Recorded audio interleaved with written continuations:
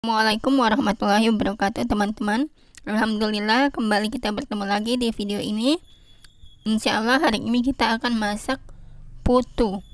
Kalau di desa saya di Sulawesi dikatakan putu kampung, tapi biasa juga disebut putu sopa. Nah, sebelum saya jelaskan bahan-bahannya, kalian subscribe dulu ya. Tekan tombol subscribe di bawah yang merah. Kemudian jangan lupa tanda loncengnya untuk mendapatkan notifikasi terbaru dari channel kita. Oke, thank you untuk kalian semua yang sudah mendukung kita selama ini. Terus dukung kita dengan share, like, dan komen di bawah jika kalian ada pertanyaan.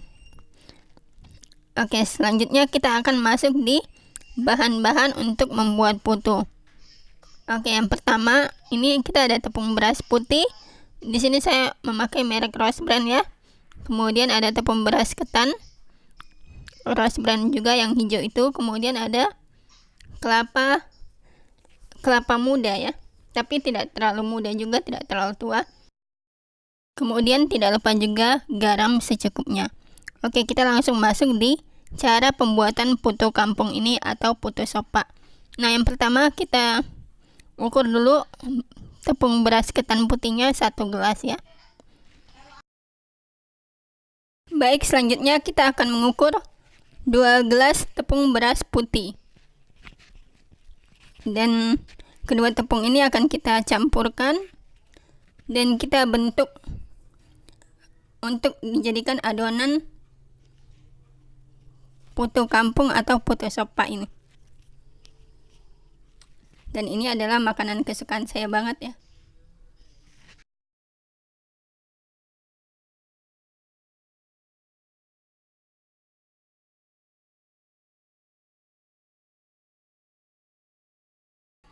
Oke, selanjutnya kita akan segera membentuk adonannya dengan menuangkan air sedikit demi sedikit ke tepungnya sambil kita bentuk gerindil-gerindil ya.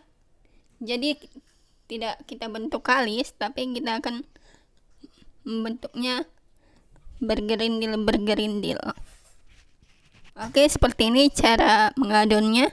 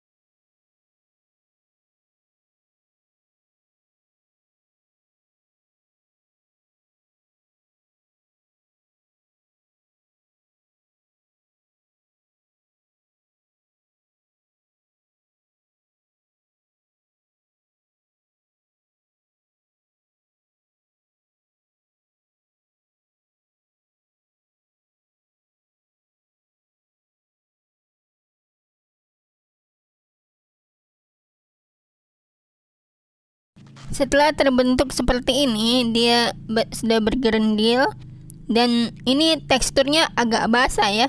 Jadi tapi tidak terlalu basah juga. Jadi antara basah dan kering gitu. Tidak terlalu basah, tidak terlalu kering. Tapi lebih enak agak sedikit-sedikit basah untuk supaya dia nanti tekstur putunya lebih lembut, lebih kenyal gitu ya. Kemudian kita siapkan alat untuk menyaring gerindil ini ya, adonan ini, supaya butiran-butiran halusnya dia tersaring. Jadi kita hanya akan mengambil yang butiran-butiran halusnya dari hasil penyaringan ini.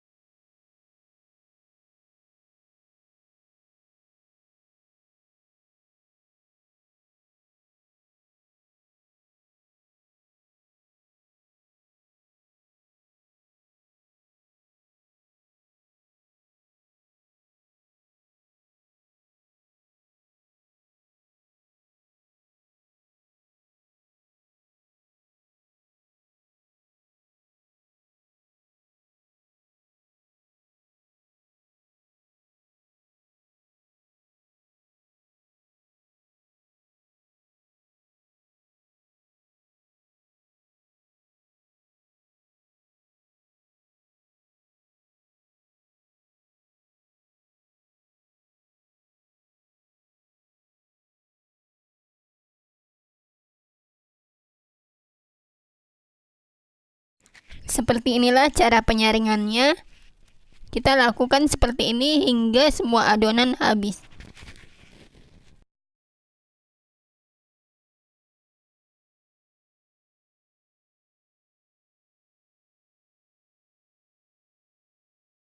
Baiklah, sekarang kita akan mulai proses memasak putu kampung atau putu sopa ini.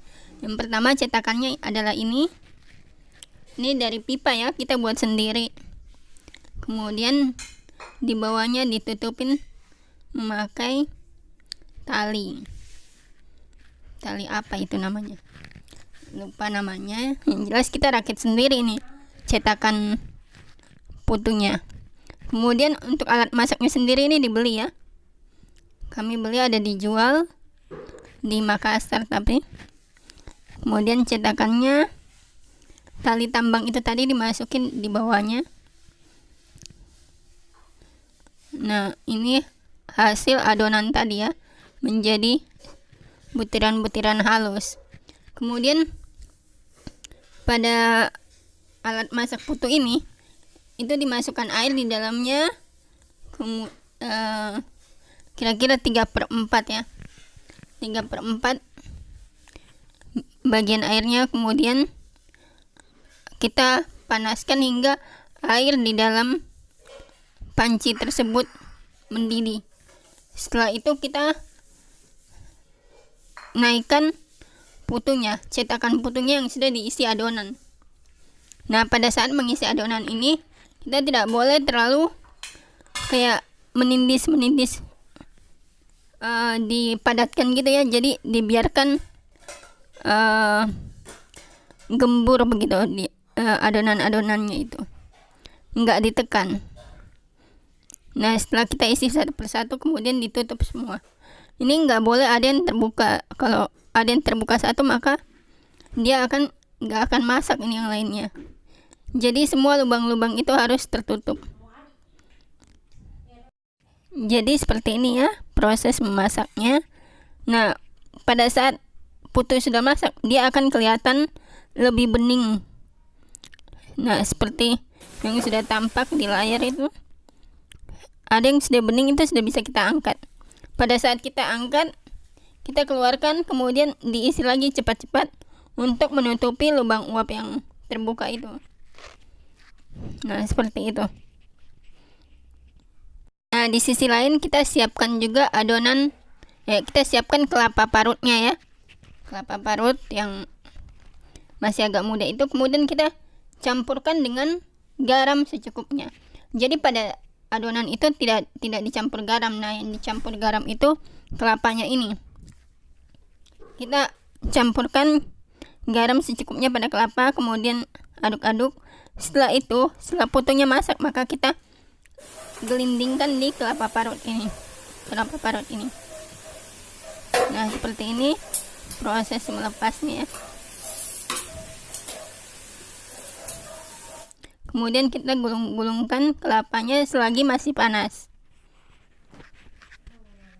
Maka selesailah proses pembuatan putu kita. Nah, putu ini enak sekali dimakan menggunakan sambal. Nah, ini kita kembali memasak hingga semua adonan habis.